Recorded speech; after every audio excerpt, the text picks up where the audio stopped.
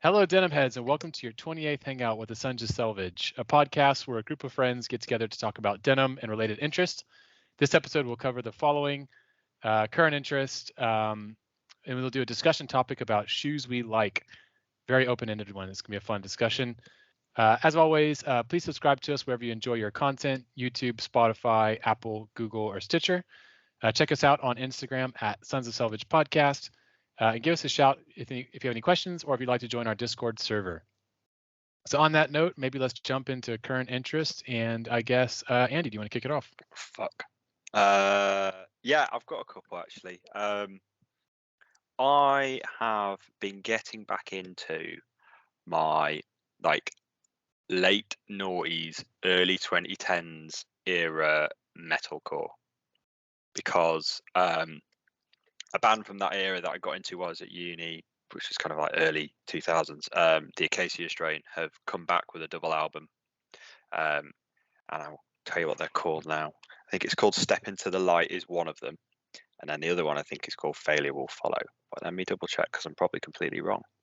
While you do that, could you explain what metalcore is versus metal? Because I don't know the difference. So metalcore is basically comes from the hardcore scene.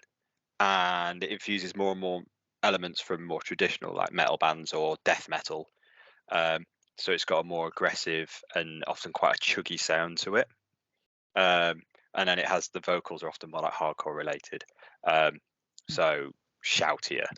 And when you hear it, there is like a kind of you would notice there is this kind of like slight difference there. It all kind of crosses over, and some bands sound more like hardcore bands with some metallic elements. Some sound like metal bands with some kind of hardcore elements. It's a bit of a mix over. Like some of the more famous bands in the scene are like Converge is one of the biggest, and Integrity and stuff like that. The Acacia Strain have been going for like 20 odd years. And yeah, so they released these two albums, and Step Into Light is like this really kind of fast, aggressive album with like grindcore elements and stuff like that. And then Failure Will Follow is a 30-minute doom record. We've just got 3 10-minute tracks, and they kind of really slow everything down and go really sludgy. And because of that, I started going back into their old their kind of discography from out of my laptop that I haven't listened to in ages, and kind of going through other bands like Poison the Well and stuff like that. So it's been really nice to kind of revisit those songs and those records that I kind of grew up with in like my teens and my kind of into like my early 20s. And then my other hobby is I've been doing Joe Daniels' kettlebell only muscle gain, one arm version, and it's very sweaty. Is he the guy who does like the Tennessee kettlebell something? Yeah. Kentucky kettlebell or something? Kentucky burpees and stuff like that. He's absolutely built like a fridge.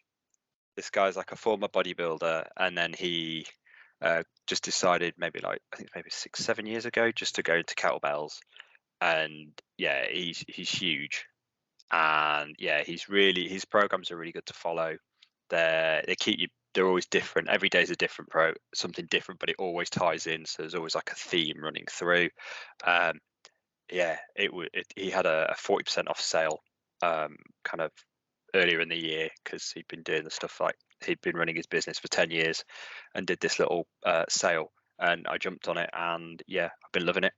Really short, kind of quite short sessions, 45 minutes maybe tops. And yeah, I've really enjoyed it, and I'm starting to feel the difference, if not see it. So yeah, good. Kentucky burpees. There's no chicken involved. It's all fine. What is it? It's a press up. Then you go to doing a double clean, and then a jerk. Not jerking off. Oh wow. I thought Devil's press was already tough enough as it is. Yeah. So yeah, it's I haven't got. They're not in this one because I'm doing the single arm version, so it's only one kettlebell at a time. But yeah, it's good. And if anyone is interested in that kind of stuff, I highly recommend you go check the guy out. He's on Instagram as Swing This Cowbell. Really good bloke. There's one dude I follow. I don't remember his name, but he's one of the kind of kettlebell on Instagram folks, whatever. And he'll do a workout where it's literally nothing but shoulder to overhead kettlebell presses, and like that's his entire workout. Is that Jeff Newport? I'm not sure. Because there's a dude called Jeff Newport who is all about minimalist stuff, and like all his programs are basically, or lots of his programs are variations of doing cleans and presses and front squats, and just doing that for like 6 weeks. They're pretty good, actually. I didn't get the impression this person was American. They came across as kind of European, like in their profile, but I don't remember their name. But yeah, it was like literally like his videos will be like, I've done just like shoulder to overhead press for like I know 300 the dude reps, you mean. you know. I know the dude kettlebell aerobics. Yeah, actually, Yeah, that's the guy. I think he's Austrian. He's either Austrian or German. Yeah, he just does kettlebell sport, and he just focuses on doing jerk. And he's gone from doing like starting on 16 kettlebells to a year down the line, he's doing like 10 minutes with 28 kilo kettlebells and not just constant. It's mad. Yeah. I watch his videos on Instagram. And I'm like, I'm not sure how much I buy into this, but at the same time, the dude looks pretty ripped. So I guess it's working. He was ripped beforehand. But he's good at what he does. He is a bit. I kind of find him a bit weird. But yeah. I guess it could be a selling point where if you're like slightly odd and people are like, they kind of like pay attention to your content. Arguably, you're getting a conversion there because people are paying attention to your content. He did state at one point he basically has lost. He had no social life for the past year because he's just so focused on putting 2 metal balls up in the air, which is pretty. I mean, there's a lot of dedication there, but it's maybe a bit too much. It's all about balance, isn't it? Yeah. You've got to make time for all the other bits. Exactly. Not like, just your metal balls. How are you going to show off your gains if you're just at home all the time? By posting videos on Instagram doing it. That's it. But like you, Andy, I've been actually digging into music from that era that you mentioned as well as still checking new stuff out. But yeah, it's been quite a nice journey to go back and check some albums and artists that I haven't had a chance to listen to for a little while. So yeah, it's nice to go down that path. On that note, are network attached storages like still a thing these days? Do like people still have NASs on their local Wi-Fi with like their hard drives and stuff? I do. Yeah, I kind of bought mine a couple of years ago, and it's been going strong. So I keep like my photography on there, I keep my music, and I use it to kind of offload stuff that I have on my laptop. And yeah, just kind of use it as a backup device as well as a shared network storage. Yeah, because I was just like taking all my bits out of storage I've had in there for some years now, and I got my NAS out, which doesn't work anymore, but the drives are still fine. It's just like the body doesn't boot up right. You just need a caddy. Yeah. To get the data off. Yeah, exactly. And then transfer it to whether you get a new NAS or whether you're going to just go fully cloud and get your AWS server set up somewhere.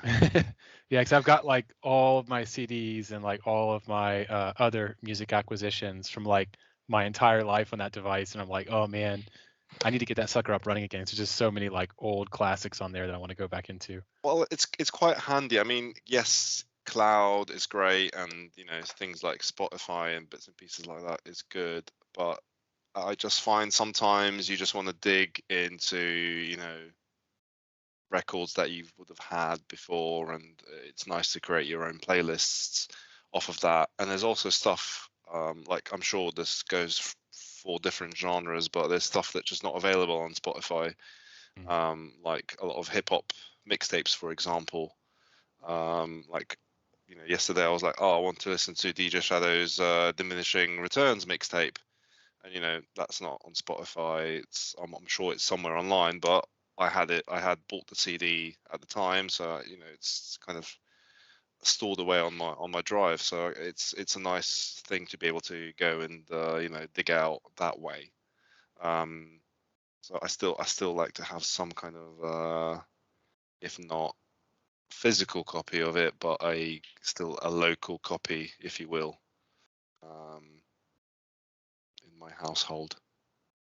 What's interesting, I obviously like posts a lot of music from Spotify to Instagram. Yep. And I've noticed recently that like hip hop wise, so I'd posted something about Shabazz Palaces and Ishmael Butterfly, his real name's escaped me at the moment, followed me from Shabazz Palaces. And I was like, man, that's pretty nice. cool. Yeah. And then also I posted something this past week about Gangstar, and I guess DJ Premier, or whoever is running the Gangstar account, maybe it's Guru's son, like followed me as well. And I'm like, man, it's really cool because like when I post rock stuff, I never get. I mean, I'll get like a repost or something, but like it's pretty cool to know that like whoever's kind of looking after Guru and Premier's heritage is sort of following me, which is cool. Yeah, somebody was asking me like, how do I share my musical tastes on Instagram? What is the best way to go about it? And I was a little bit unsure because I wouldn't necessarily say Instagram is like the best way to share what music you're into. Obviously, you can highlight and stuff like that, but maybe there is a way to kind of state the albums that you're into. Maybe now I guess with posts having the music feature where you can add a song to it, maybe that's a good way of doing something like that. If it's if your thing is music primarily for Instagram. I did go actually talk about that. I did find a proper trip down memory lane on Instagram, which was all old hardcore gig flyers from around the UK, and they're all like all the pubs that I used to go to. Yeah. And I've seen some that are from gigs that I went to when I was a teenager, and they're like the ones that are like the little Xeroxed photocopy flyers that people make at home, and it properly kind of brought back memories because I don't really have a chance to do that anymore, and everyone's got a lot better with their editing, and of course it's kind of lost that it's that old school, that kind of home DIY charm about it. Well, a buddy of mine from Austin has saved every concert ticket or flyer or whatever he's ever gone to in his entire life. It's so cool. Man, that's cool. Yeah, it's super fun because like I remember there's so many shows that like I didn't know him back then, but like we would be at the same hip hop show or electronic show, and like he's got like all the old ticket stubs and everything. It's super cool. I tried to keep mine as well, and then when I still had a CD collection, I would sometimes put the ticket stub in the back of the jewel case. That's so cool. Like when you take out the CD, you can kind of see the ticket in there. But yeah, they kind of can't really do that anymore, can you? Unless you're still buying CDs and bits and pieces like that. They'll come back eventually. Cassette tapes have come back recently. So. Oh god, cassette tapes. Yeah. Cool. I guess I can maybe jump in next. I've got kind of a combo current interest. So going to Austin this weekend for like 3 weeks to see my little baby niece who's just arrived a couple months ago. And gonna go to the Oblivion Access Festival, which used to be called, I think it's originally called Austin Terror Fest before the pandemic, and then they kind of ended it and they sort of spun it up again last year under the new name Oblivion Access. This gonna be pretty cool. It's like a mixture of like everything kind of slightly obscure. So whether that's electronic, metal, drone, a little bit of hip hop. It's basically like if anyone listens to Six Music in the UK, or I guess you could technically listen on BBC Sounds abroad. It's sort of like Stuart McConey's Freak Zone turned into a festival. So just a bunch of like really interesting kind of noisy or experimentally genres, and so that's gonna be kind of fun. So it'll be kind of cool to go back to Texas for 3 weeks. So I had not originally intended to go in June, but like just life kind of played out that way, and I realized it's going to be, I think, 37 Celsius, 100 degrees Fahrenheit next weekend. So that's like when the festival's going on. So it'll be interesting to see how that plays out. You're going to be wearing your heavy jeans, yeah? Well, heavy jeans, leather jacket zipped all the way up as well. Well, that's actually why I kind of mentioned sort of a combo current interest, but which I'll get to momentarily. But no, I'm packing like t-shirts and shorts and sandals and stuff, and earplugs, obviously. But I'm definitely going like gorpcore slash cool, staying cool at a festival, whatever. But it's at venues. It's like at a couple of venues in one area of Austin called the Red River District. So it's like it's not necessarily out in the heat. But anyways, the other part of my current interest is I picked up this leather jacket off of Andy. It's a Nine Lives Maso Menos jacket. Thanks again, Andy, for letting me get it from you. And I'm wearing it as much as possible the past couple of weeks because I know as soon as I get to Texas, there's no way in hell I'm wearing a leather jacket in the middle of the summer. So I'm like getting in the wears. But this is my first time to ever own a leather jacket of any shape or fashion at age 41. So I feel like I'm kind of like just becoming cool as an old man. And I'm learning a lot along the way. Like it's crazy how quickly you get hot in these things. Even just like walking a couple blocks to like the post office to drop off some parcels. Then I go to work in the morning because I'm selling a lot of stuff. It's like, man, by the time I get to work, I got to take this thing off because I'm like burning up. And then also it's impressive how good they are at blocking the wind. I had kind of always thought that like you wouldn't really necessarily feel that insulated in a leather jacket, that it would just kind of more for protection. But it's like, it's like mega cold and windy, which can happen sometimes here, even in summer. It's like really impressive how much of a difference it makes. So yeah, I'm kind of I'm digging this whole like journeys in leather journey. Lack of a better word. It is a funny one with leather and the weather. There's kind of like a sweet spot of how warm or hot, how cold, because at a certain point when it becomes too cold and you put on the jacket, it doesn't really do the job as much as it should do that you think it would, because I guess it just kind of becomes cold over time and it doesn't really insulate as much as like a wool or something like that. So yeah, there's like definitely a limited time where you can wear it if you're just out and about like that. So yeah, that's kind of what I found. But yeah, you're right. It is very windproof as well, and it's like when I'm using it on a bike, that's great, and that's a really big advantage of it. But you do get if you start getting the wind chill factor, then it stops being, it could be windproof, but it gets cold and then it doesn't, keep you warm. So there's that kind of pros and cons with it. And then when it comes sunny, it's like you don't really want to be wearing it on, motorbike because you just kind of like start melting as well. So yeah, but I'm sure you'll enjoy the process of further breaking it in than it already is. I'm sure Andy's stretched the biceps out, so you don't have to worry about that. But there's I won't say anything. I'm sure there's other bits that need to be worked on. Let's say maybe he wasn't doing too many bicep curls while wearing it. I will say I wore it about half a dozen times. Yeah, I mean, basically feels brand new. Yeah. And I guess if we're my tiny pistols. I guess if we're like kind of consolidating current interests all in one round, I also mentioned this book I just got yesterday, which I'm pretty stoked about. It's a role-playing game called Ultraviolet Grasslands and the Black City, psychedelic metal role-playing. Basically, some dude, I'm not sure what European country he's from. I think his name might be Portuguese, but I'm not sure.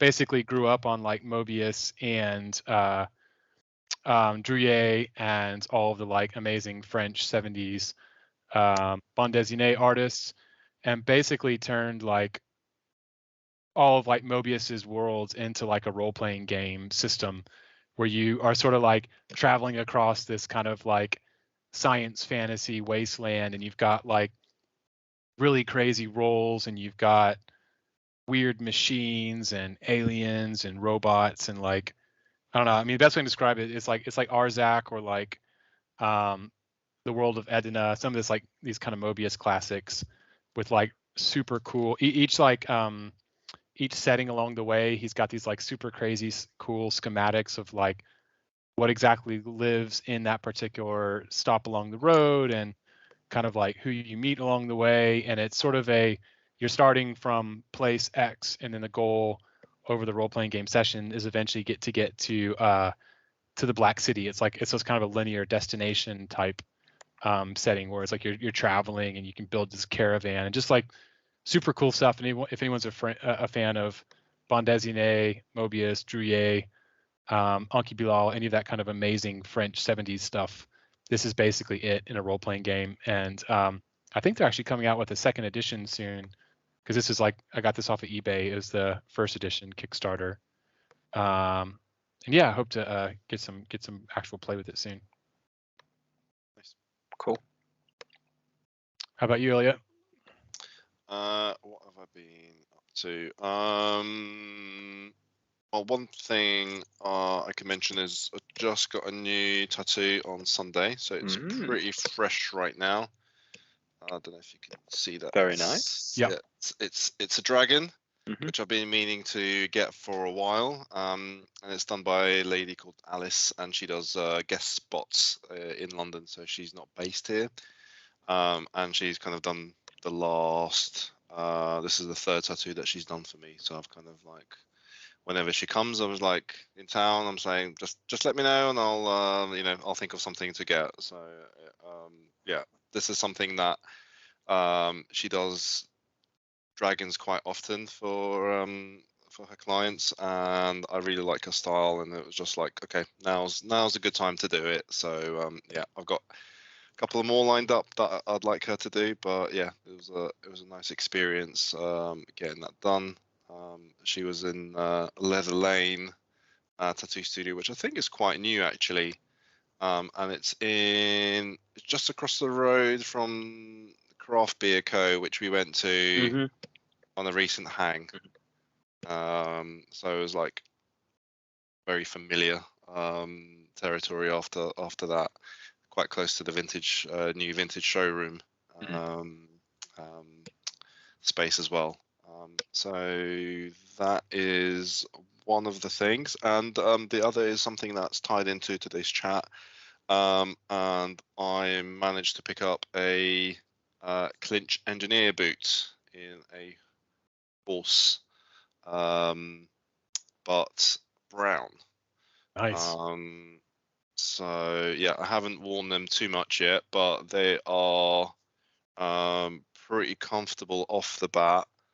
And yeah, as many people know, it's quite difficult to get these sometimes. It's a little bit of a lottery. So it was a bit of an impulse buy, because I went on the Standard and Strange website and they had my size, and I was like, okay, it's a sign. I'll grab them. I'll grab them while they're there.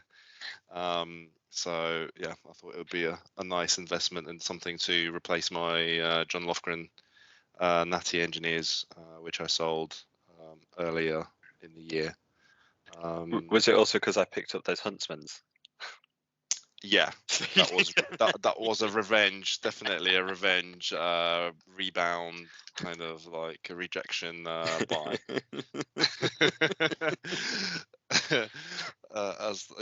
I mean, yeah, we were talking about it.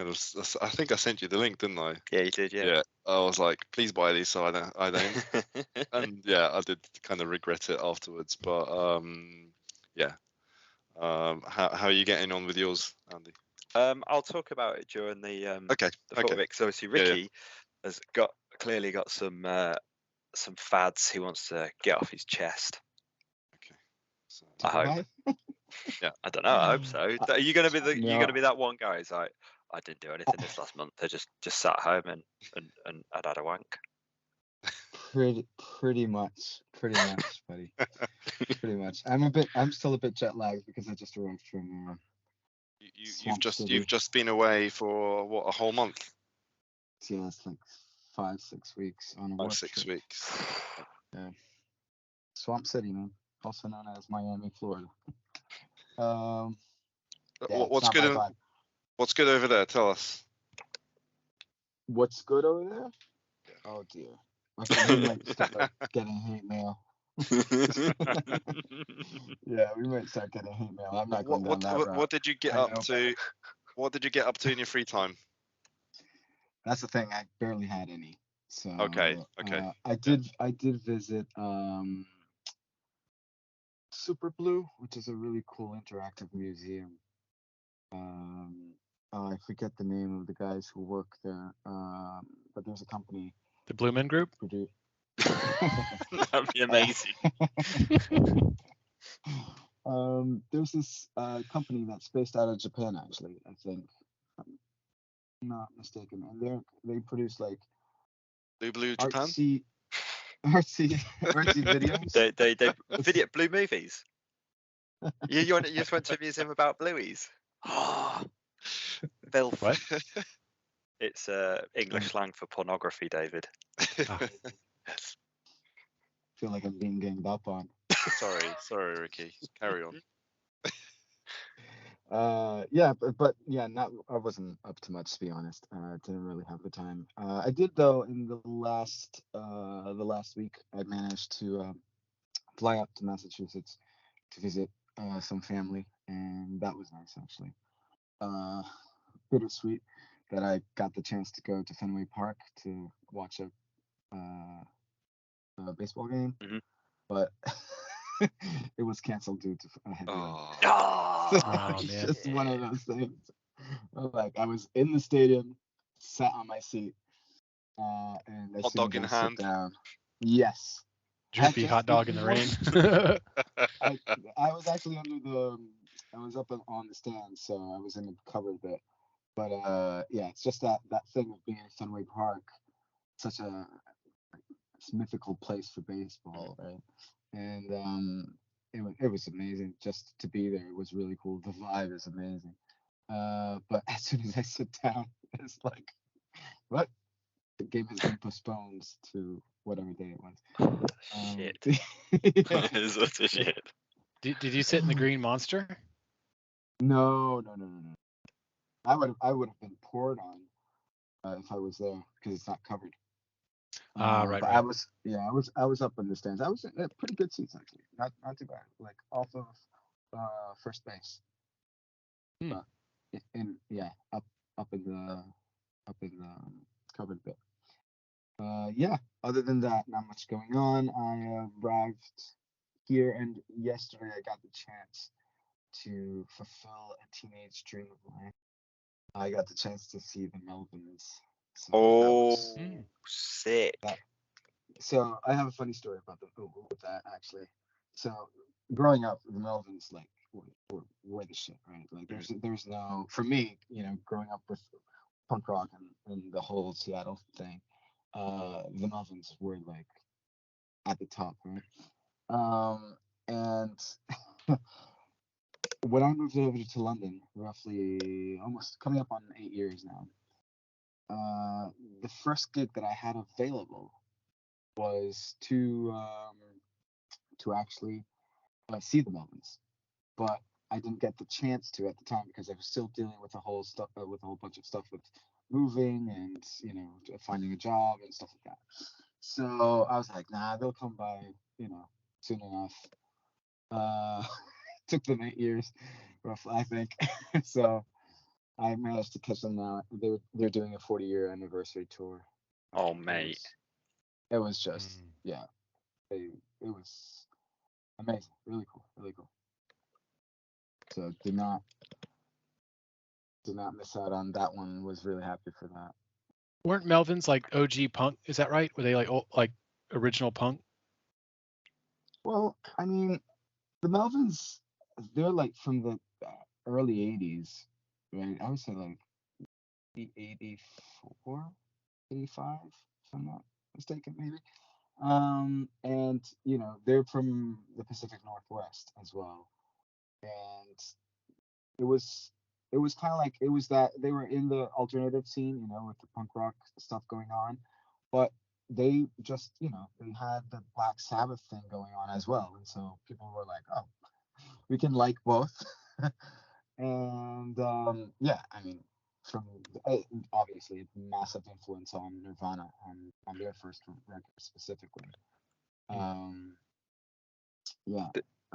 They've got But like yeah, a big they're noise rock vibe, haven't they? yeah, because I think, there's always been that like undertone, maybe not an undertone, maybe it's quite literal, of like very sludgy things going on, very, sometimes very drony. So they have that. Actually, yeah, I remember telling you, David, you're going to be at that festival in Austin, right? Yep. And Earth is playing there. So that's another old timer from Seattle as well. Yeah, And I think way Earth more is in so the drone good. scene. Yeah. Yeah, okay, cool. I was just checking because like a part of the lineup is like extra shows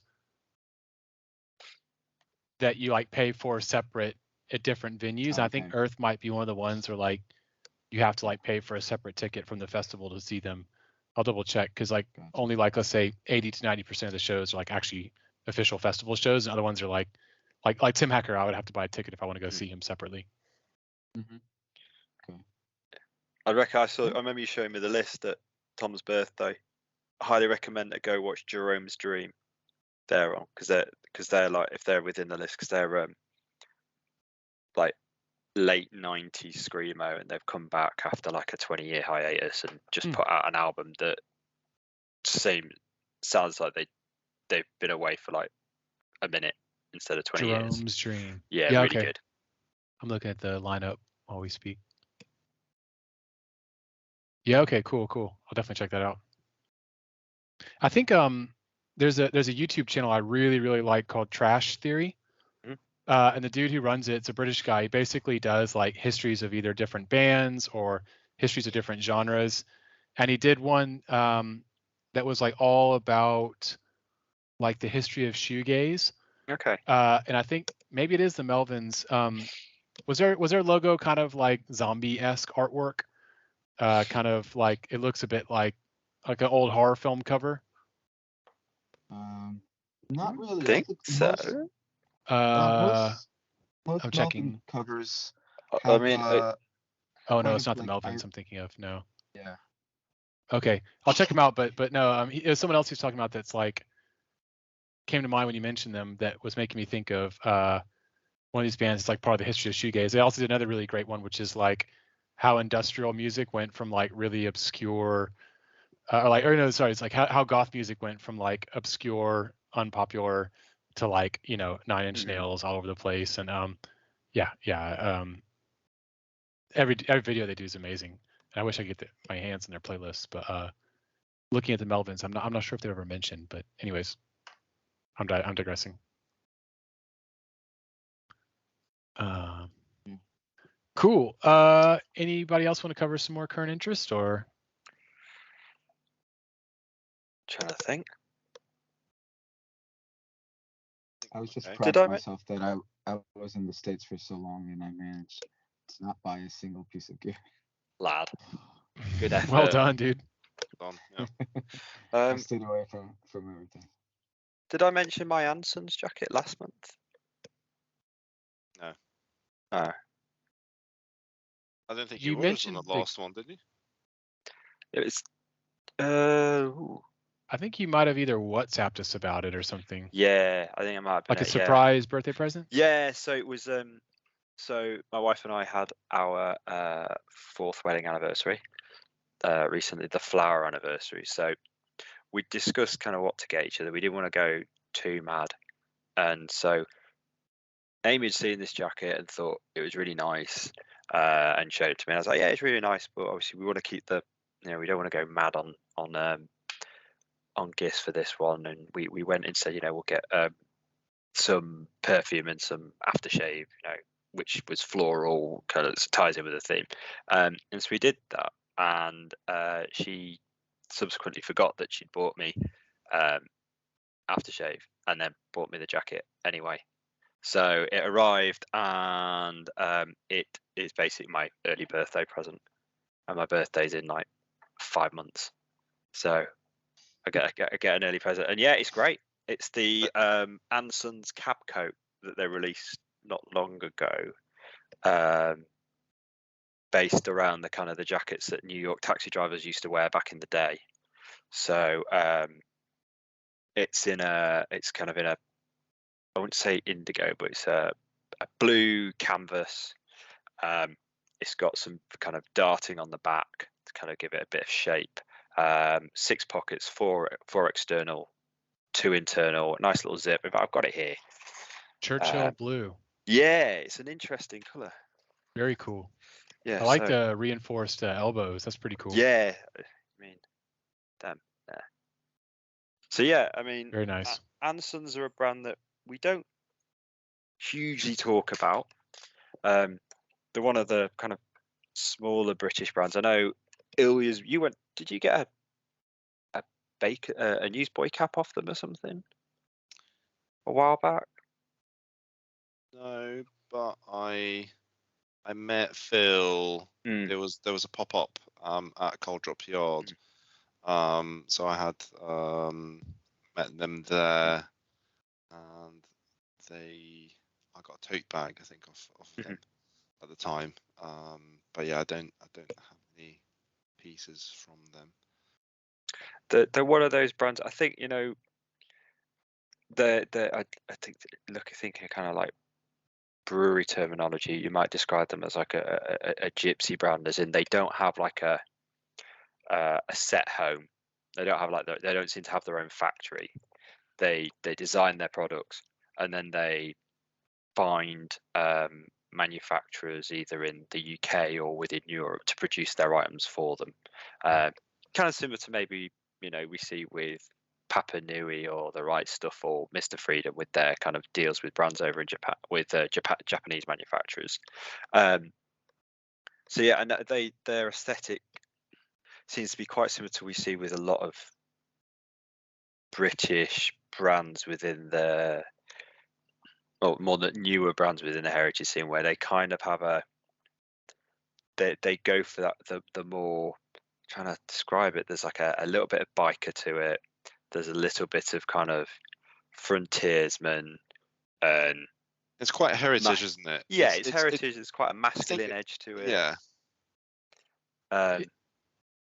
It would feel quite at home as a German brand, I feel. Yes. I think they're quite they're going for that kind of past glory, you know, when clothes were made in the right way, kind of feel kind of like a Pike Brothers, but like a British version of Pike Brothers. That's a great one. It's the kind of brand that you would imagine, say, some of the guys within like the European denim scene wearing, you know, like Nils and stuff like that. It kind of hits their aesthetic. It feels more city than work, like more like stuff you would imagine in like an old European city vibe. Yeah. Rather than like, you know, kind of like European blue collar, rather than like, you know, working on a farm or working on as a logger. It's like more urban. Yeah. But old school. Yeah. I like it. I'm seeing a couple bits in there I quite like this sort of hydrone blues style French work coat. And, yeah, they got some cool stuff. I think the comparison would be to maybe Huckberry in the United States, something like that. Would that be fair? Yeah, maybe actually I would say more like Taylor Stitch a bit, because Huckberry doesn't. I mean, they get people to like make stuff for them, but they don't. Actually, maybe they do now, but historically they didn't have like their own house brand. Aesthetic wise. Oh yeah. It's definitely a Huckberry vibe, bit of a Taylor Stitch kind of vibe. That sort of European inspired, ultimately like more urban and a little bit less rural / work. It's like it doesn't come from like miners and ranchers. It comes from like city, like British industrial history or something. Factory laborers and stuff like that. Yeah, it's cool. I like it. You just have, Andy. You just have to hope that your wife forgets that she got you something for your birthday, and you get a. well, my son hasn't got me anything, so. Oh, okay. There is hope. There is hope there. He'll get me a small plastic dinosaur or something, because we let him pick the presents for his friends, And usually he gets exactly what they want. But yeah, he will be like, my friend wants a green car. And so we get them get his mate a little green car, and then she ends up loving it. And you're like, all right, he seems to know him. It's funny that the dude that's modeling this French tour coat looks like Andy might do in like 30 or 40 years. It's I don't know how to take that. It's like it's his future Andy. Whoa, my hair would never be that disheveled. You never know where life will be 30 years down the road. Yeah. Anyways, I digress. So I know we don't have like any formal news per se this episode, but I thought it could be interesting to talk about the hangout at Bolt's new shop because that turned into quite a scene, I would say. So maybe, I don't know, Ilya, do you want to frame Bolt's event, and then we can maybe chat about everyone we saw and whatnot? Yeah, so the event was based around the launch of the new store, which is in Kingsland Road, Shoreditch. I think it's the fourth iteration of the store. The new space is quite different from the previous spaces. It's quite modern, industrial, brutalist kind of design. A lot more curated, a lot more cleaner and sparsely decorated, I would say. There's everything has its own place, but still there's quite a nice selection of leather jacket, sweatshirts, shirts, and some nice new pieces from our friends Mike and Ed, aka Dart. So that was quite in tandem with the launch of the shop. Then their new gear was there as well, which was quite nice to see, right in the center there in the window display. And as Andrew normally does of Bolt, he likes to throw a party, and we had quite a bit of a overspill onto the street that evening, and yeah, there's quite a nice scene of different people who made it out on the evening from different parts of the scene. I think one of the great things about Bolt is that it brings quite a diverse crowd to the store, because I think Andrew's been around the scene and he's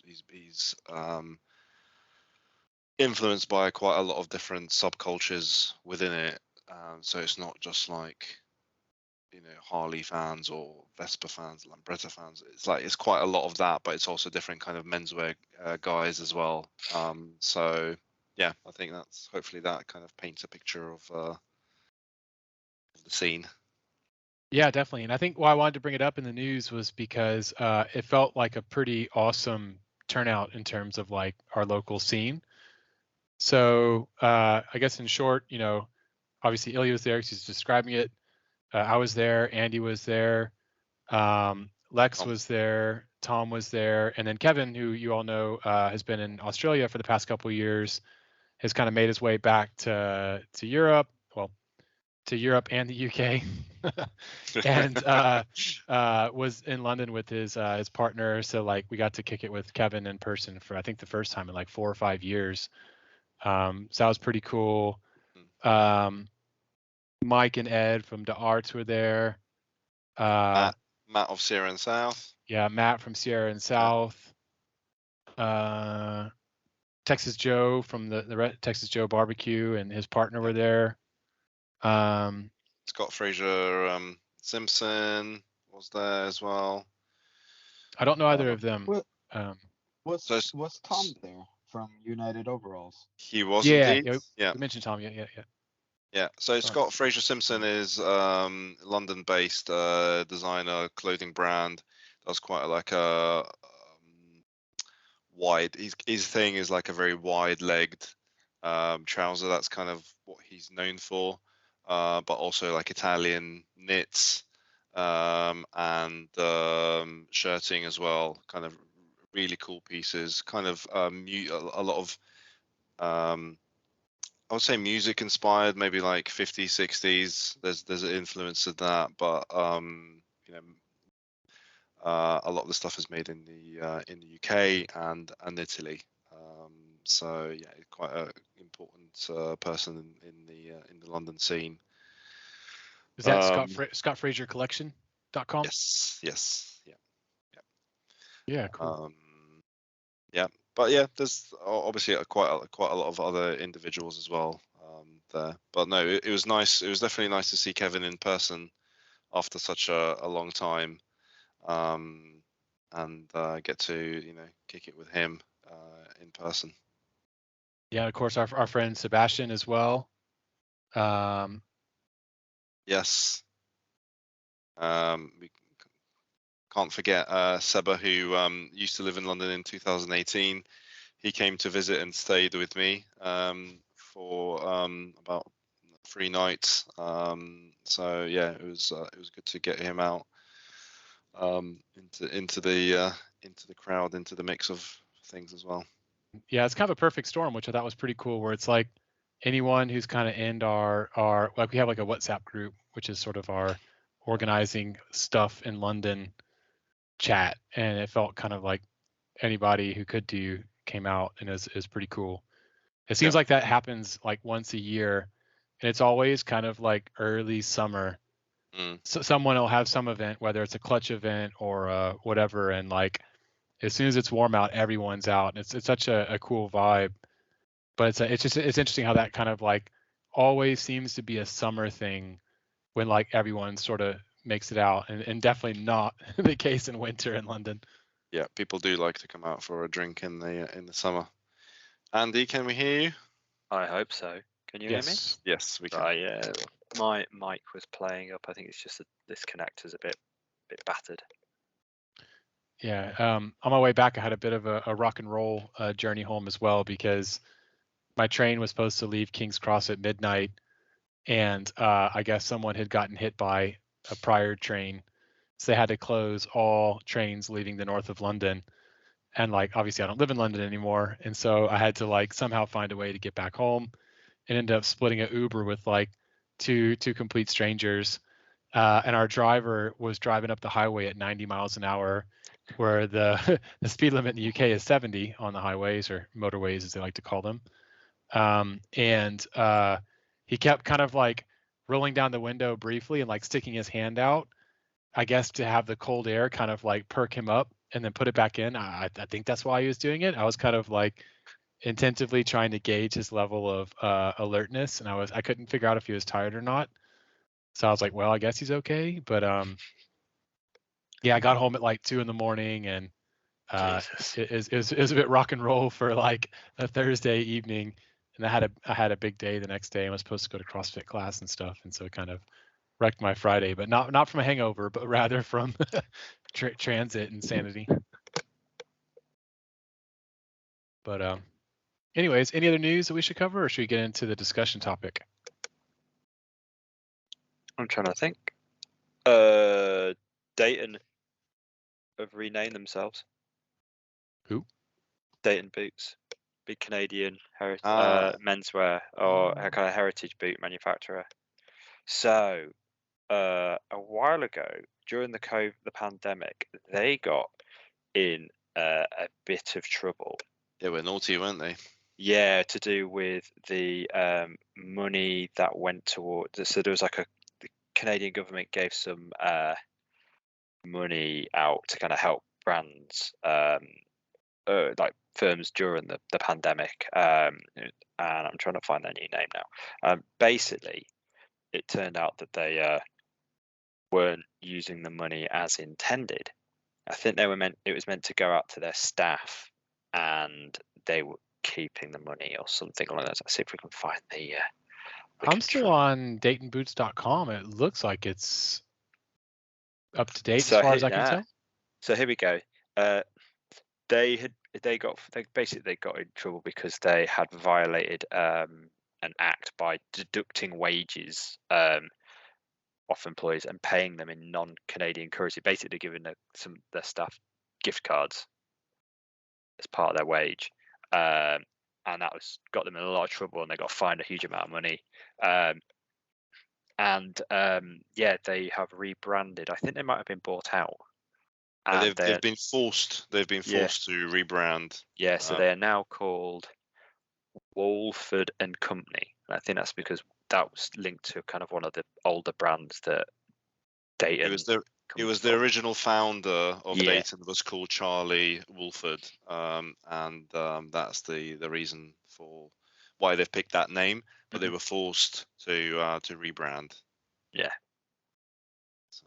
It's weird though, because like, oh yeah, I'm not entirely sure how much of a rebrand this is, because like I'm on the website and all of the identity is Dayton. If I scroll to the very, very bottom, I would it imagine it's going to take a while for them to be able to change everything. They've probably got like a time frame that they have to get all this done. Yeah. So yeah, they're probably just. I don't know, because like at the bottom in the footer it does say Wolford and Co. But the rest of the website's branded Dayton. So I'm wondering if they might have to change the domain at some point. They might have. Usually in those kind of cases, you're given a grace period of how long you can change over. So they're probably now having to trade under the new name, but they're still allowed to use the old name until like a certain cutoff point. That's kind of what usually happens. So they've obviously got some kind of agreement that they can still use that until certain date. So if they just cut off like the next day, then there would be a loss of business for the brand. So they've got like a bit of time to do that. Maybe jumping the gun a bit into our shoe conversation. They do a pretty rad engineer Western hybrid. It's basically like a cowboy boot, but with none of the cowboy embellishments, and like with the engineer buckle. They look pretty rad. Oh yeah, you've posted it. Yeah, it's quite a bit of like you say, a bit of a hybrid. The last is kind of crazy. It's like a really heavily turned last. Those definitely wouldn't fit my Roman feet, I don't think. But yeah, it looks pretty cool. I had never heard of the brand before, unfortunately. Yeah. That seems like a bit of a broken record these days. It seems like there's a lot of shit I just haven't heard of. Maybe I shouldn't be hosting. Someone else should take over. Oh, it's always a learning experience. It's okay, David. But I know Fjord on Instagram has boots by them, as does Davis Vintage.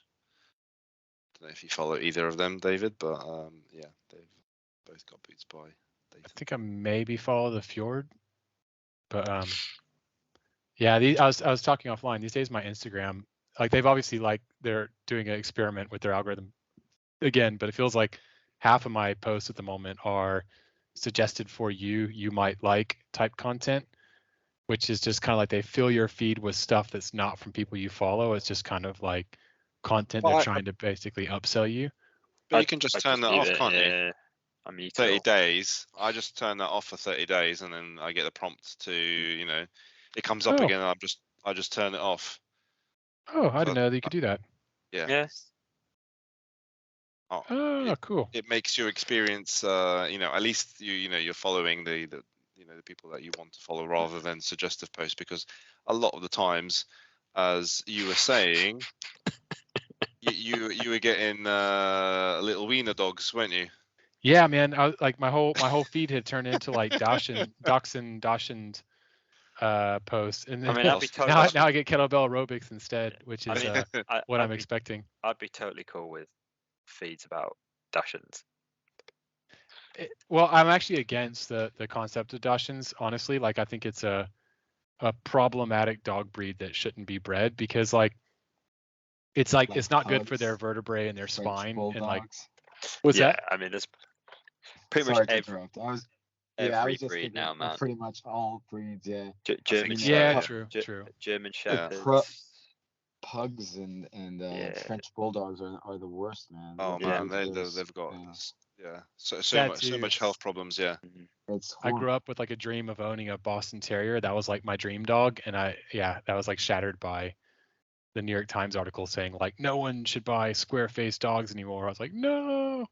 It's like the healthiest dogs are mongrels, aren't they? I Yeah, think. yeah, crossbreeds. Oh yeah. Yeah. Mm-hmm. Or If you just like if anyone wants to cattle do dogs.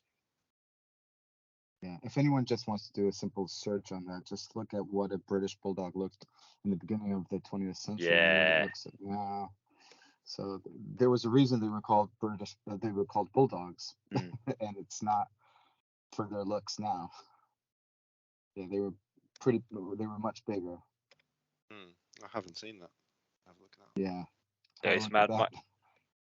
that. I grew up with Airedales in my teenage years, and my dad, I remember him showing me a photo from like when he was a kid, like back in like my dad's quite old, so it's like back in like the 40s, and it was an Airedale, and you could tell that it was a completely different dog.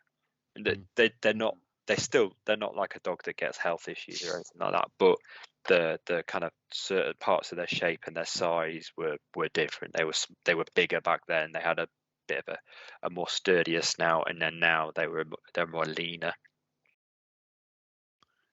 They're such a unique looking dog. Like I didn't know what they looked like until I Googled them. I'm like, oh yeah, those dogs. Those are such strange but cool looking dogs. Which ones? Airedales. Yeah. My family's always been poodle people, and now everything's like poodle this, poodle that. Oh. Poo poo, cocker poo, shitty poo, angry poo, whatever. I had one of them earlier. On that note, I guess we can maybe get into our discussion topic. Change the subject. So yeah, we thought it'd be fun just to have a discussion topic about shoes we like. Very open-ended. It's not focused on anything too particular. It's just about shoes and why we like them and which shoes they are that we choose to like. Top English. Very good England. So maybe to kick it off, let's start with a Do you break it down by seasons? No, I was thinking like favorite boot and favorite non-boot. Oh. Little round table and why. Mm-hmm. When you say boot, does that mean not shoe? Anything above ankle height, let's say. That'd be a shoe. Yeah, I'll say anything above ankle height, like one shoe above ankle height and one below. Okay. What about high top trainers? What? About high top trainers? Hey man, if that's your jam, I don't want to yuck your yum. Beg your pardon. Some Reebok pumps. So maybe I will kick it off with my favorite boot, and then I'll kind of pass the baton to someone else to say about their favorite boot. I think I would go with the Viberg Service boot as probably the best looking boot there is, and I would specifically go for. They used to have, I think, an older pattern that they used for their service boot that had a little bit more of an aggressive heel to it, a little bit more of a lower slope toe box, and it just kind of looked a bit more mean and kind of angry looking. Whereas their newer service boots, even though they're still on the 2030 last, if I understand correctly, they've modified the pattern, so the way they cut the leather, so it's a little bit different shape, a little bit longer toe, a little bit more kind of like timid of a look, whereas like the older service boots just look a little bit more rough and tough. And then I would say ideally in like a black leather, like murdered out essentially. Ideally a shiny leather, but black cordovan could be Chromexel. Yeah, that's probably my favorite. And do you currently have a 2030 last Viberg which fits you well? I do actually. I now have some 10s I bought, US 10s. I'm 11 on the Brannick, US 11 a couple months ago. They're like a black suede with like a black wedge sole, and they're pretty good. That said, at my parents' house, I do have the same boots I used to own, which were the Club Monaco Goodyear welted black service boot Chromexol 2030 in a 10.5, which is the old pattern. So I'll know in 48 hours time whether those fit me or not, but maybe not. Okay. Yeah. And I've got my Boondockers, which I love, but I think I probably have to sell them. I think they're too small.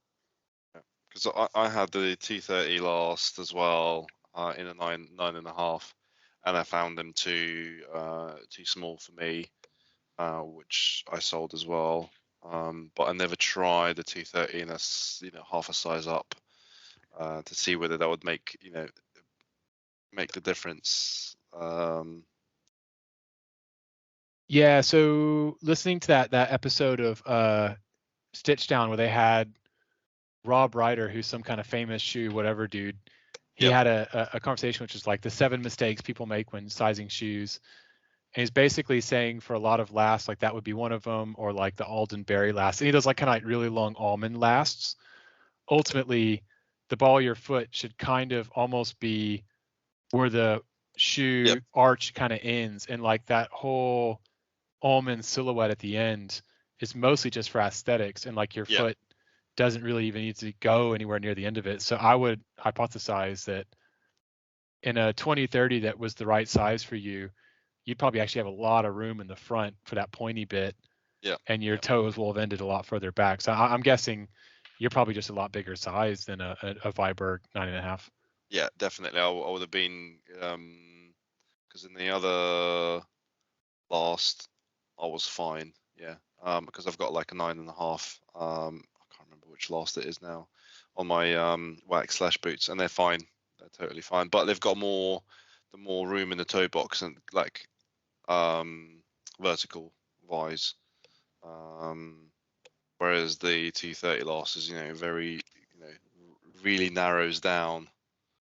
I can't remember if it's the 1040 last, which is kind of more like a Munson based last.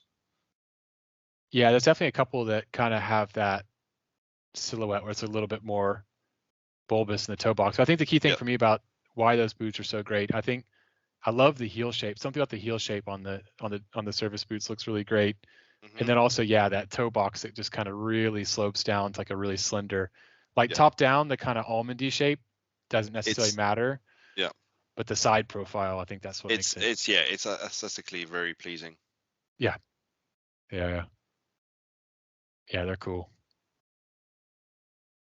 Who'd like to jump in next with their favorite boot? I have probably two, and one is for aesthetics, and the other is for just all-round wearability. So aesthetic-wise, and I'm only going to talk about boots that I own instead of anything outside because I have no experience with them with anything else. Aesthetically, it's probably the Red Wing Huntsmans. They've got that. They're kind of a more sleeker mock toe. They've got that kind of really high shine leather that they're using. I can't remember which leather it is. I don't remember looking. That's probably their chaparral leather. If it looks like it's basically the Beckman turned into. It's the Klondike. Klondike, that's it. Yeah. Klondike. Right. Yeah. Klondike's a T-core, right? Yes. Yes. And it's one of those boots that kind of straddles both being relatively smart but also kind of maintaining that kind of heritage edge and that kind of outdoorsy vibe. Some would potentially say it's got that kind of ruggedy vibe to it. Just a beautiful boot to look at and a beautiful boot to wear. But kind of when it comes to just wearing, if I need a pair of boots that I know I'm going to be wearing for a long period of time during the day, it's going to be my white MPs, which are a service boot.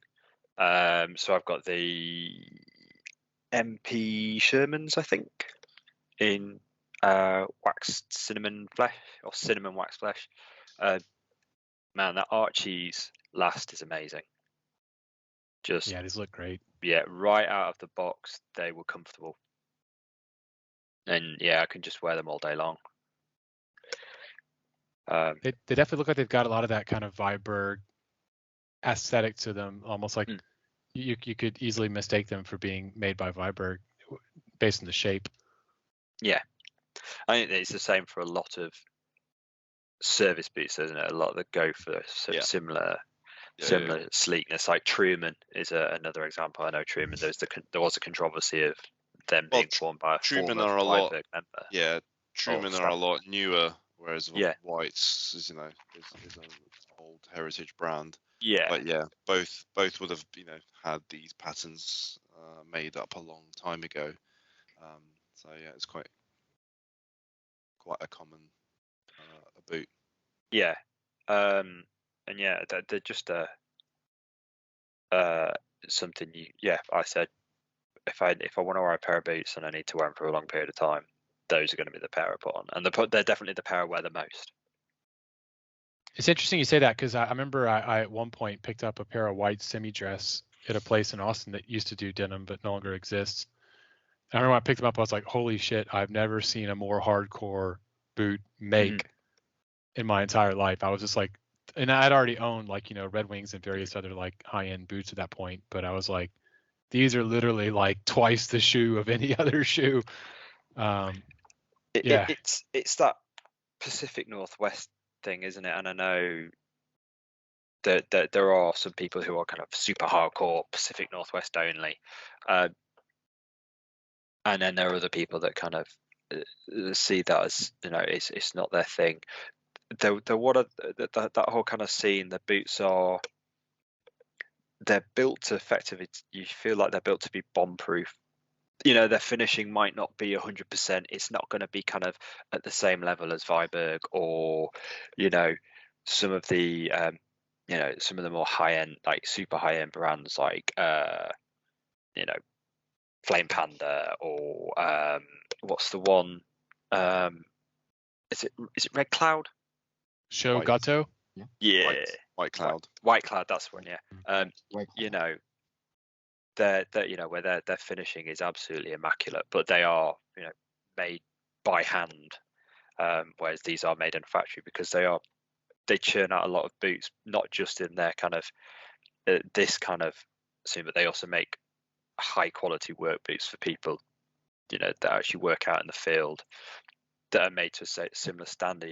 They make lots of linesman boots and boots used by like those para firemen, the smoke jumper boots and stuff like that.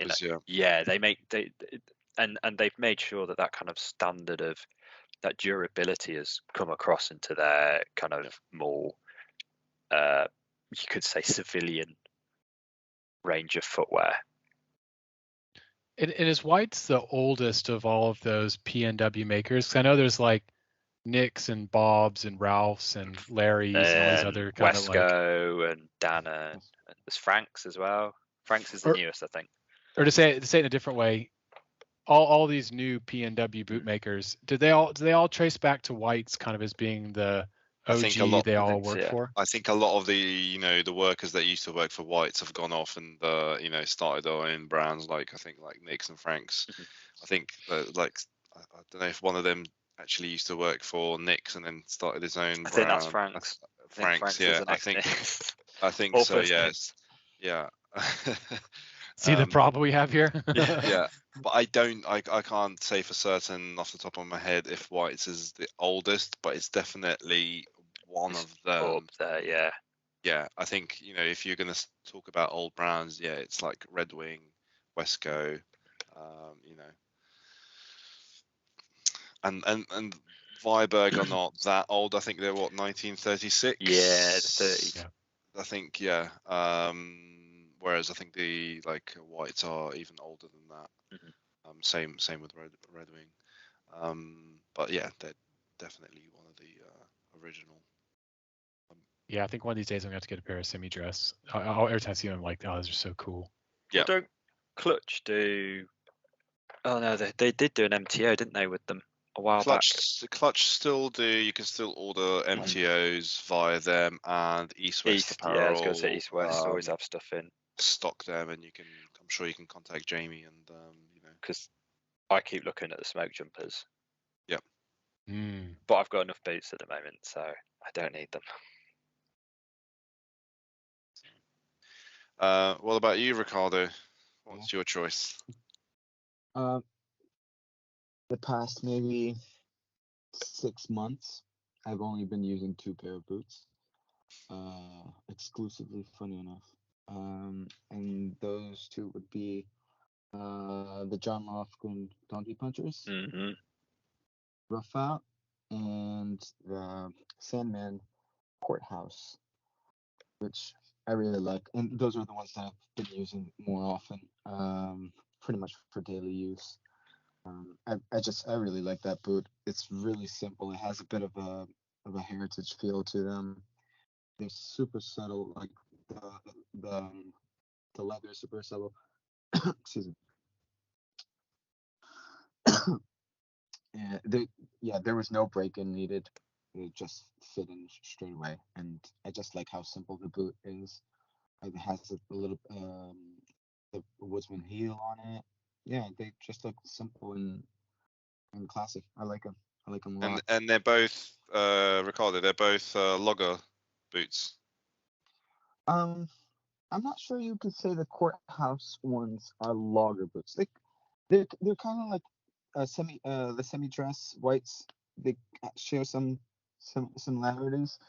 If you guys jump on your website, sandmancraft.be. Okay, just looking for them now. Yeah. So it's the courthouse ones. To be honest, I could have just gone and get the boot. Yeah. But yeah, they're the black ones. I'm tempted to get the whiskey ones as well, because they're just like super easy to wear for like your everyday use. They're comfortable enough for that as Okay, well. Yeah. just looking at them now.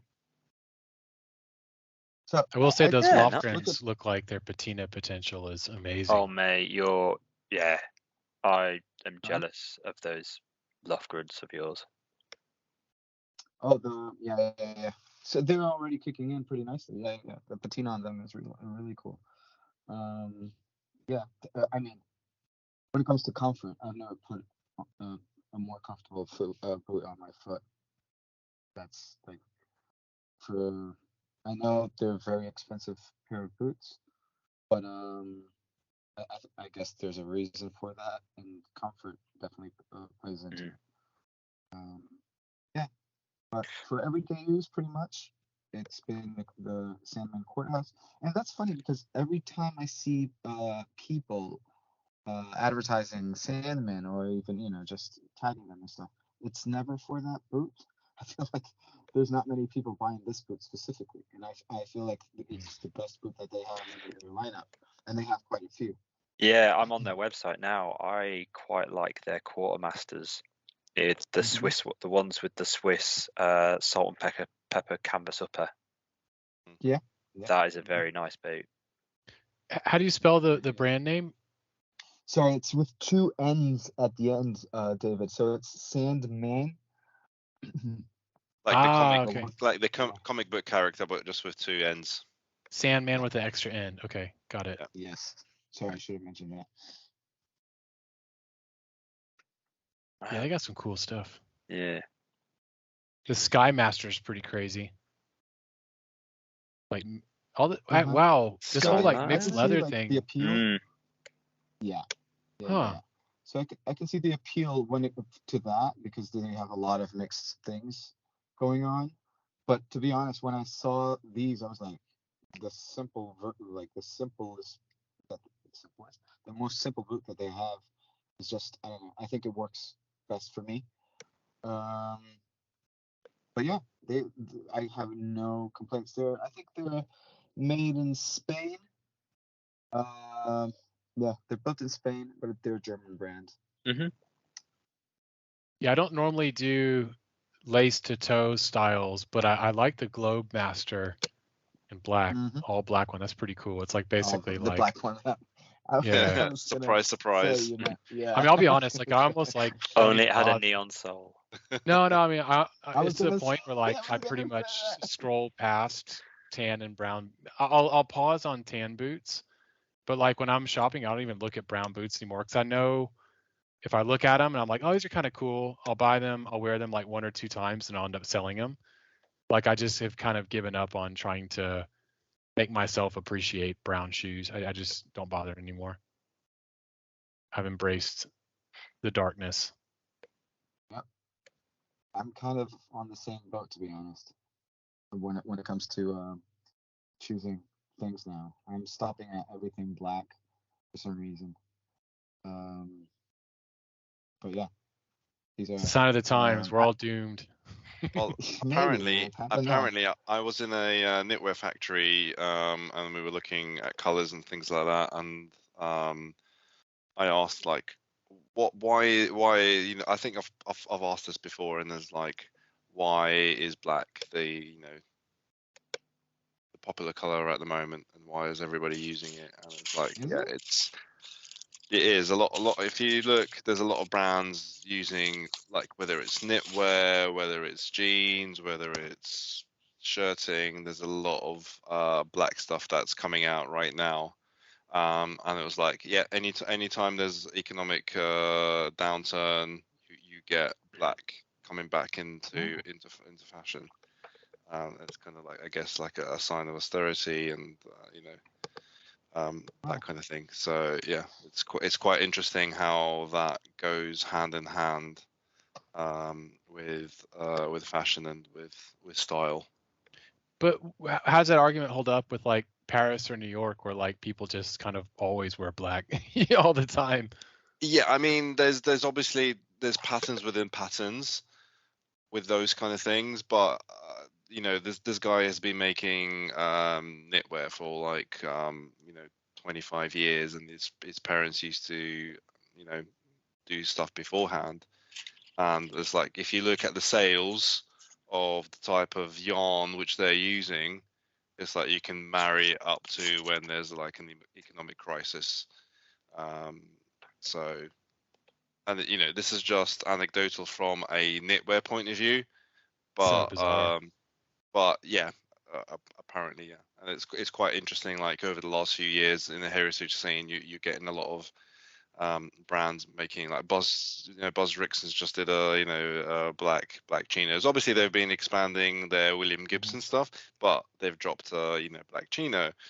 Other brands have dropped specifically black I summer might be shirts. completely wrong on this. Oh, sorry, Yuri.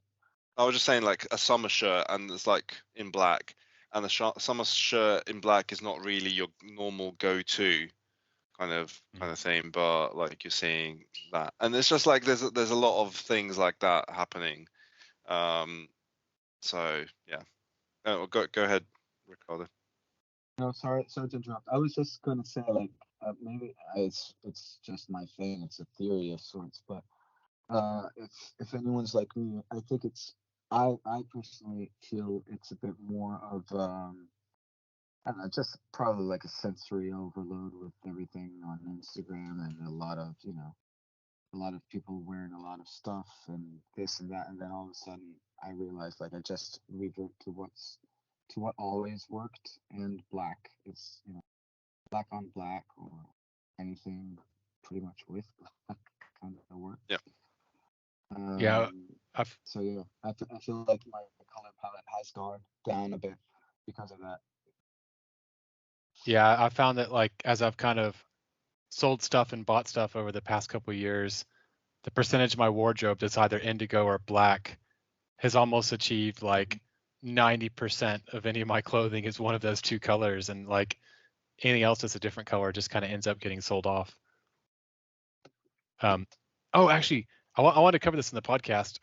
So this is a very, very slight divergence, but I've got a colleague who's a super cool dude I work with, and he's got a very particular style, very preppy, kind of like an Ivy League almost look. But I don't know if it's intentional or not, but his outfits are always head to toe based around one pastel. So like one day he'll wear like an entirely pale blue outfit where everything is pale blue in some way, or like one day he'll wear an entirely pink and purple head to toe outfit, or like one day an So entirely monochrome. Almost. I mean, like the garments won't all be the same shade or anything, but it'll be like, I don't know. Let's say I've got like different shades. Yeah. but all tied to one color. Like either it's orange day, it's pink magenta day, or it's like blue day. And I was thinking about, I was like, man, my colleague, he's got such a weird style. Why does he dress like that? And then I had a kind of a pause and a laugh, and I'm like, oh, this is what people must think when they see Denimheads and we're wearing like blue from head to toe, or like Blue you from head know, to toe. like indigo from head to toe. I'm like, oh right, people make those comments about us when we're not looking, because it's like we're wearing these like weird unisuits of like denim or whatever. It just kind of it kind of yeah, it just stuck in my mind. I thought it was funny. But anyways, Ilya, do you want to jump in with a favorite boot? Yeah, I think you guys actually just posted it in the chat, and although it's not the black shinky variety, I would say my Lofgren M43s has probably become my favorite boot, which kind of goes to what you're saying with a service boot, which I think is quite a common theme here. I find it's just a very versatile style of boot. I'm also a big fan of rough out. So the two mesh together, I think, works really nicely across so many different styles. And yeah, although the shape of the Lofgren M43 service boots is not as sleek or as aggressive as the Viberg, for me it's a more comfortable boot to wear. And ultimately that kind of for me is the most important factor in a boot. Yeah, it has to be aesthetically pleasing, but it's also got to be comfortable to wear all day. Because I love to walk a lot. You know, on the weekends I'm easily hitting 12k a day, and I like to wear these kind of boots with it. So, yeah, that's probably my kind of overall top boot.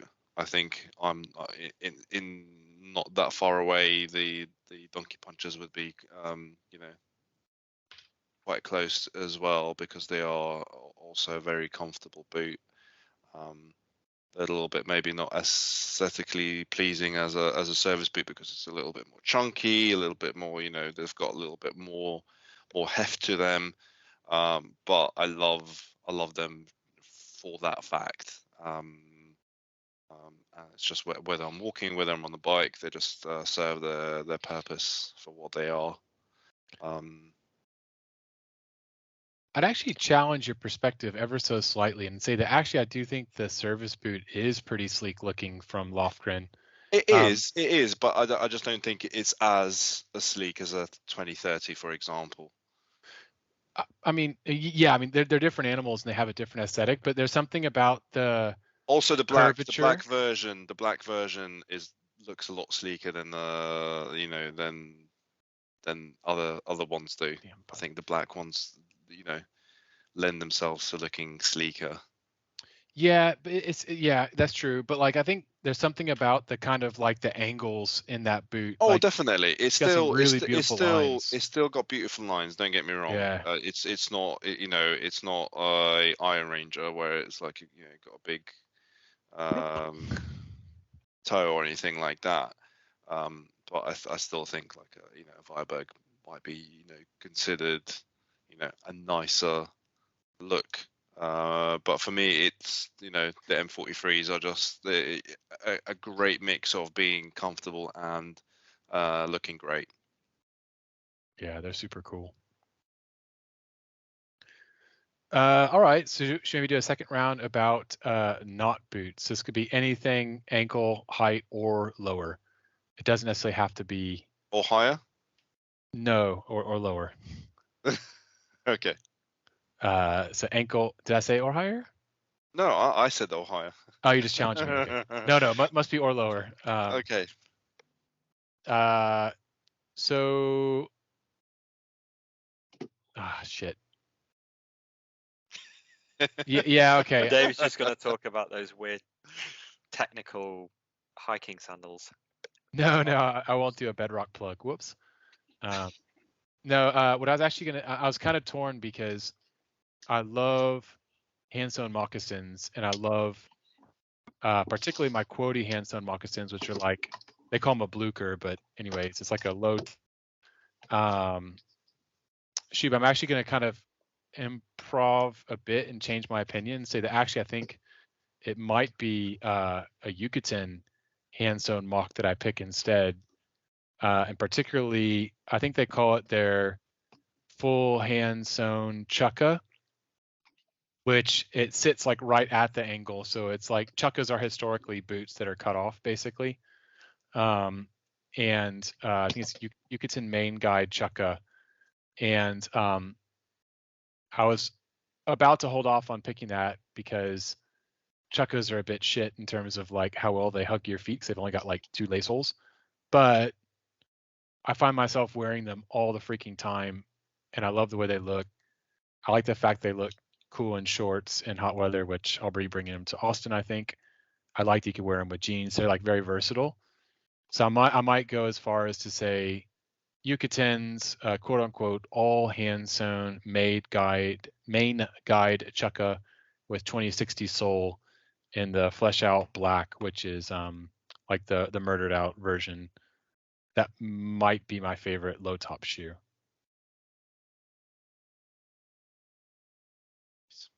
Yeah, I think I'm going to go with that. Cool. For me, well, I'm going to be honest. When it comes to non-low top footwear, I'm not a huge fan of wearing shoes. I always prefer wearing a boot, just because I like that kind of ankle security, the way it kind of hugs your ankle. So I'm not really going to talk about shoes. I mean, for me, it'd be a pair of Lokes that I wear to the office.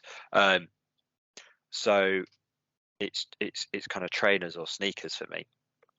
Sure. And I was thinking about it. I was like, what do I have? I've only got a couple of pairs of kind of casual trainers. You know, I've got my Colchesters and my US Rubbercoats that I wear quite a lot, and they've got kind of that old school, original plimsoll look to them. They're the Colchesters are based on one of the earliest trainers around, kind of basketball shoes around, and I love wearing them with jeans and shorts and stuff like that. But actually, what's the pair of trainers that I go back to the most?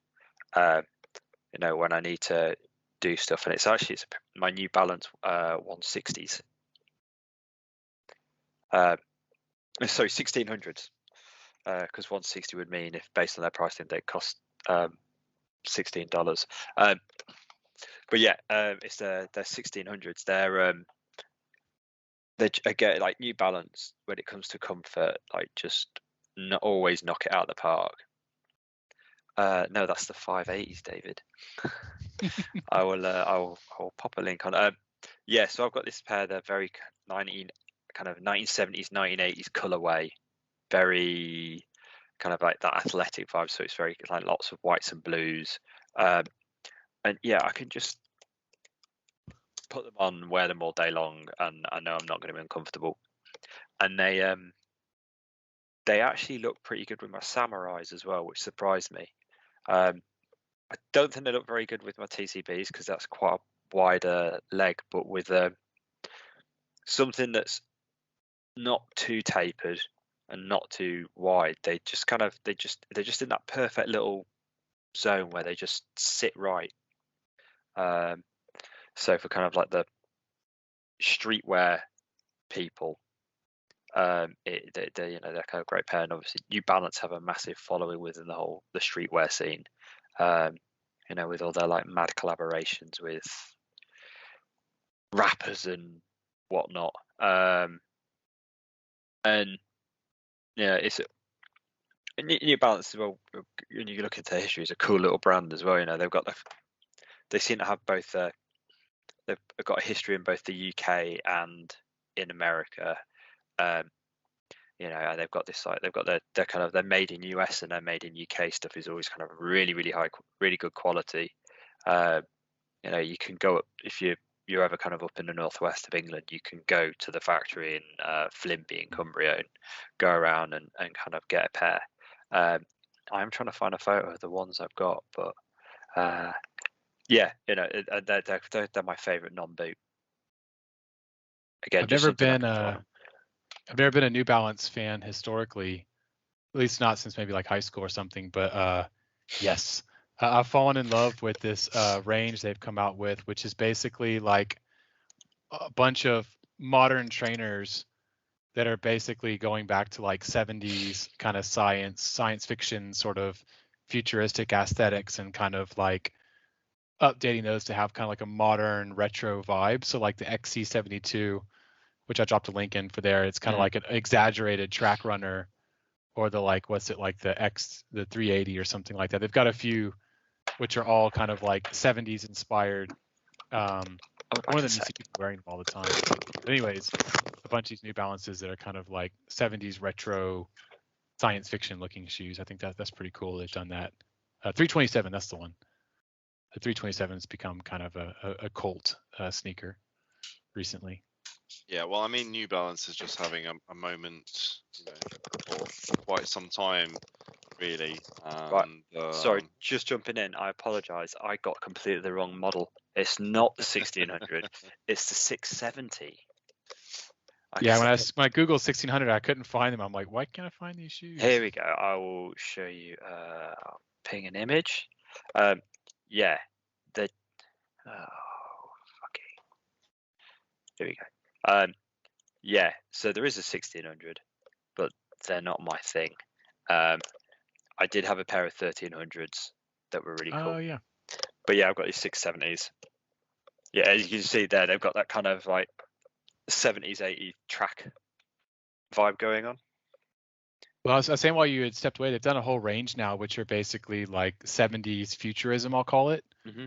Like the two I linked down there, which is basically like they took 70s designs that were like actually like track and field shoes and kind of like applied a bunch of like retro futurism looks to them and have done these kind of really cool science fiction-y I have trainers. to say, with a lot of their new stuff, I really hate the fact that the sole grip goes up the back of the heel. I love it. The 327. I just don't get. I don't get it. It just looks cool. The 327s. I can see how they're Marmite though. I can see. Yeah. Yeah, you see a lot of people wearing the newer releases like in the street. A lot of them all have that kind of bit at the back. It's not for me. I'm a fan. You do you, mate. You do you. Don't yuck my yum. Horrible phrase. I know. Where did that shit come from? Don't know. I have the Hyro V5s, but I use them pretty much as running shoes or trail running shoes, or just sometimes just walking around, you know, school pickups or things like that. And I find them really comfortable and great to run in. So like from a functional point of view, I used to run in Pegasus, Nike. And then they stopped making the version which I loved. They kind of all gone for a very like soft toe these days. Nike have, and I like having some kind of protection over my toe. I don't like when my toes like, you know, pushing on that. So I was looking for an alternative, and the Hyro 5 kind of filled that. And I've got like a really nice ride, really nice bounce and support. So I've kind of converted over to those. But it's yeah, I'm not. Go on, David. Sorry. I'll say it's interesting because I was doing a Google on them because I wasn't familiar with them, but like every other website I scroll past, one they spell it Hierro, Hierro. Another website it's Heirro. So it's like it seems like people aren't consistent with like how you spell that particular style. Well, I think it's Hyro. I think it's Hieerro. Okay, then there must be just one or two. Like ASOS has it wrong. But anyways, unless I have it wrong, but yeah, I thought they were Hyros. I think the consensus looks to be that yeah, you've got it right. Okay, good. Yeah, I find them really comfortable all round. But yeah, overall, I'm not the biggest sneaker fan. I have a couple, and I've had some over the years, but it's not something I gravitate towards too much. I do like a Chukka inspired trainer. I have a pair of Lofgren high tops. I've got some shoes like Pottery, which are made in the same factory. And I would like a kind of a deck shoe trainer style, which a number of brands, including shoes like Pottery, I think do make. One that's caught my eye recently is Doek, Doek. Those look really nice. I think there's like an indigo pair, and they also do like whites, green, reds, and I think there might be even a black version. Okay, yeah. Yeah. Kind of got like a Sperry vibe to him as exactly, well. exactly. Yeah. Yeah. So and what I think the difference with those is they've got like a cork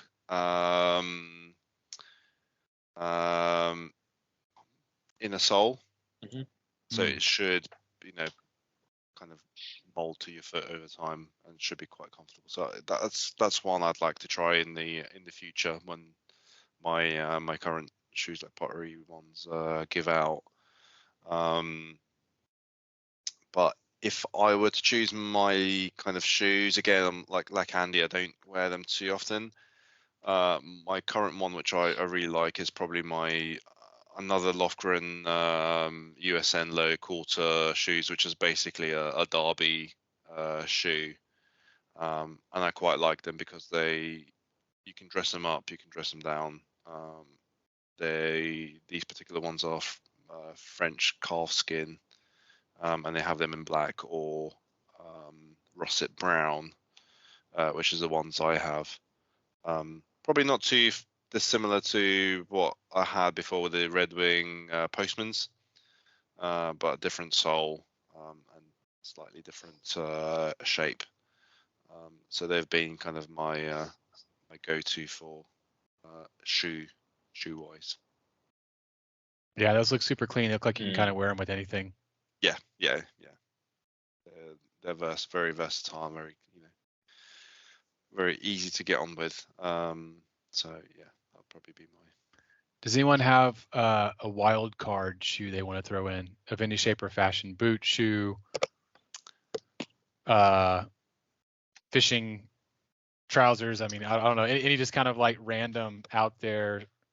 Well, card. it might not be random, it might not be wild for other people, but for me, which something I thought I wouldn't wear, it'd probably be a loafer, which I'm kind of hated in the past, and something once I tried, I thought, okay, actually I can get on with this, and I actually quite like, and I took them with me to Italy, and I could actually see how versatile and how easy to wear both to the beach and just change it around.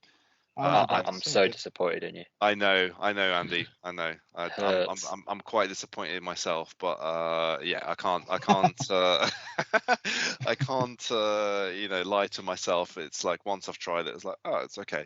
I see why people enjoy wearing them, and yeah, I guess I'm getting old, mate.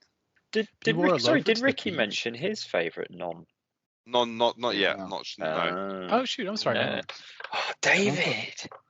I was gonna say no, it's fine. I was just looking over there, and I don't have anything below the ankle, with the exception for one pair of sneakers that I think Ilya also shares with me, which was that collab between Bodega and Clothing with Adidas.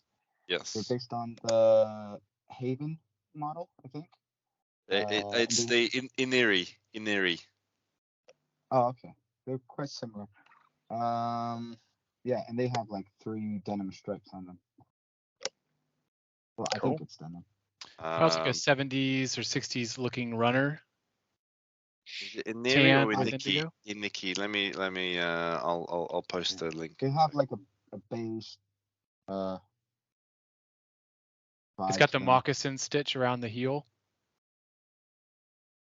Maybe it's a different one. This is Adidas Consortium X End X Bodega Boro pack.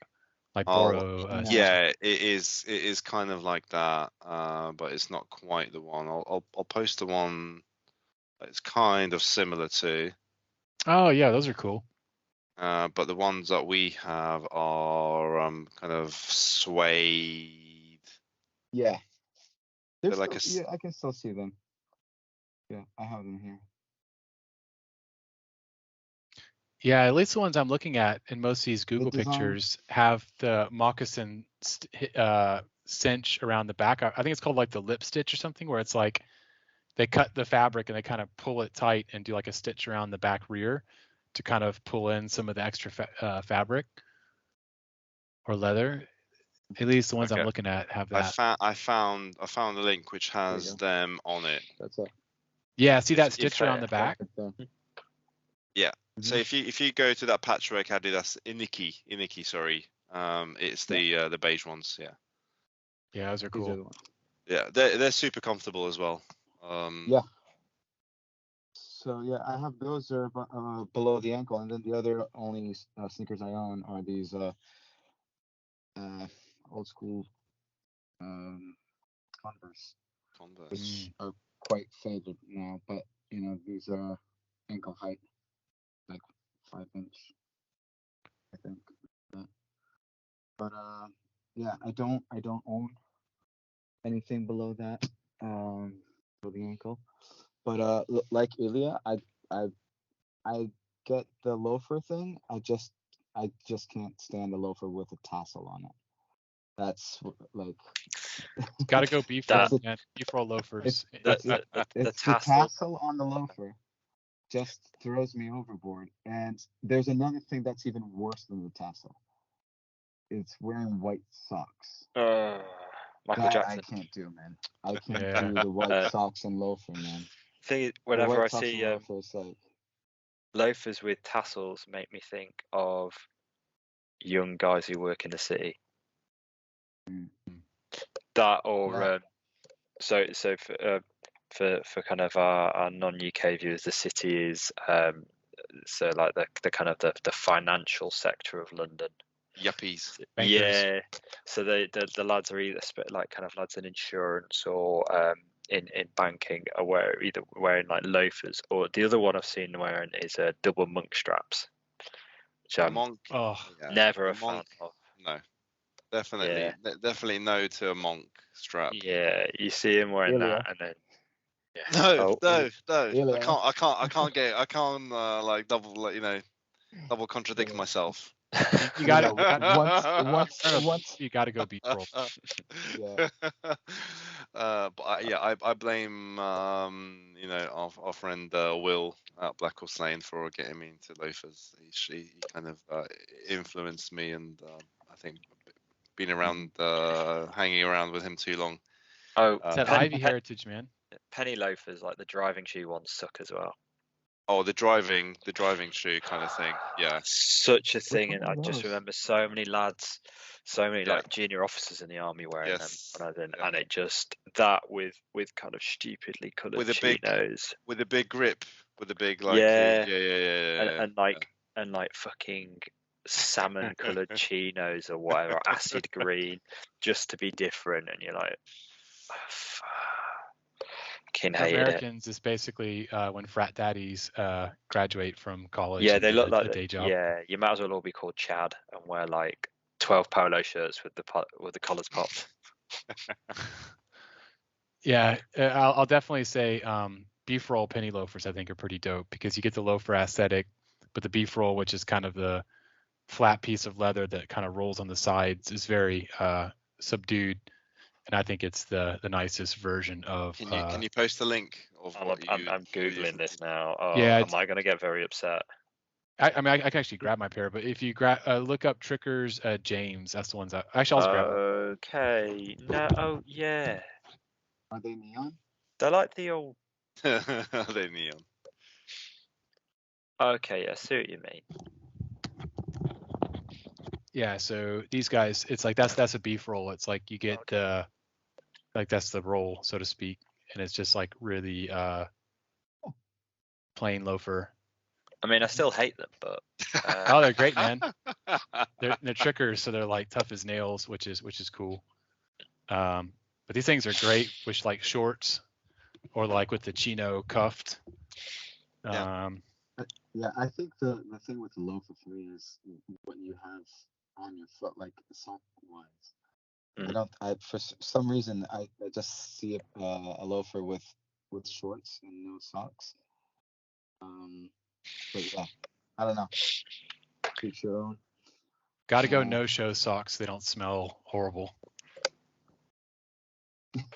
No-show socks. Yeah, could do that. Which is just the base, but I feel that those are a bit uncomfortable. They kind of slip under your heel, don't they? Well, this is the challenge with any shoe, right? Because like in theory, you want to be able to like at least put like a finger between the end of your foot and the heel of the shoe. So therefore, you necessarily have to buy them a bit big, and Do you? or not snug, and they slide a bit. But then as your foot settles into the cork and leather footbed, they kind of begin to stick in place.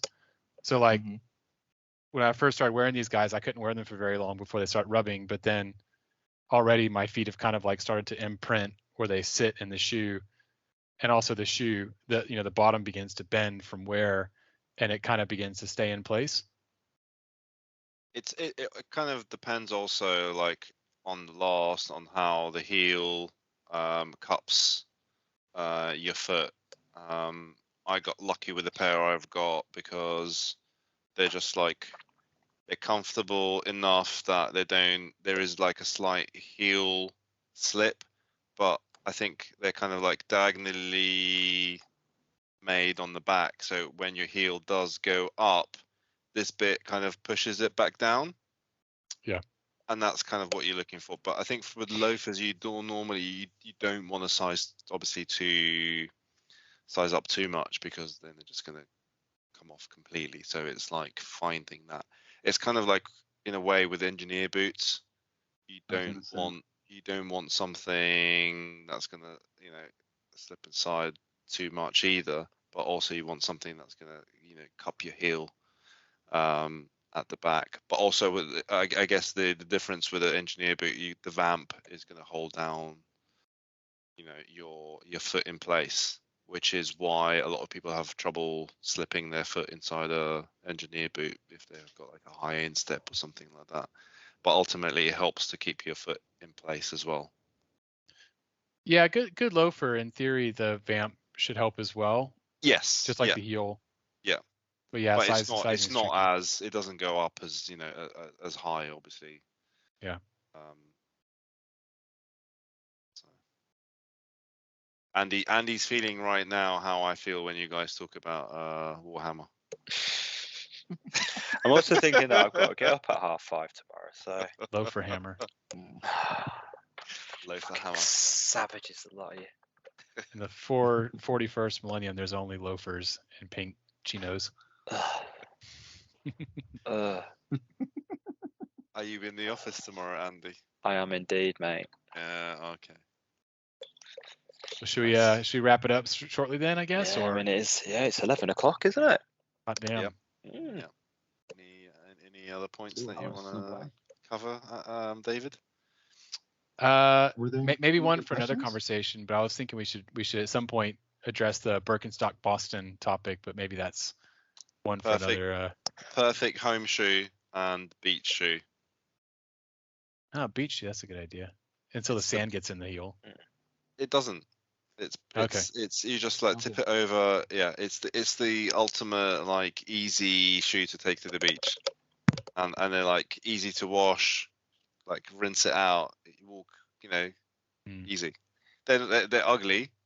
They're not aesthetically pleasing at all, but they're comfortable as hell, and they're great around the house and just in the garden and stuff like that.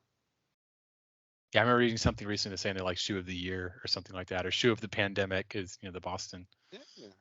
Yeah, I mean, I've had mine since 2018. They're like, you know, I have them in the house. They're like, the leather's tough enough that you know you can scrape it, do whatever to it. It's just like stands up to like wear and tear. Yeah, it does its job. Yeah. Slippers for millennials. Exactly. Yeah. Yeah. Cool. I guess we can call it unless folks want to cover anything else. On that note, rate and review us wherever you follow our content. Give us a shout on Instagram, although you probably already follow us, I would assume. And hit us up with any questions you want us to cover in a future episode. Yeah, please ping them across whenever they pop into your head. We will save them and answer them. I know we for a lot of episodes we'll kind of put an announcement a day or two beforehand on our Instagram, you know, and we will put it on our own personal ones. But please, if you do have a question, just chuck it our way. We'll answer. Also, if you want, jump on our Discord. It's a bit quiet. We don't use it as much as we should, but it is there, and we will answer stuff and we will chat on there. And yeah, we'll probably try and make an effort to be a bit more active on there, so it actually becomes, you know, a mini community as people join it. Yeah, I think the key thing is the more folks we can get to jump in, the more likely we'll get critical mass, and will become a big thing. I know a few other podcasts I follow have like built pretty big Discord communities, and would love to have that for the Denimheads. So hit us up.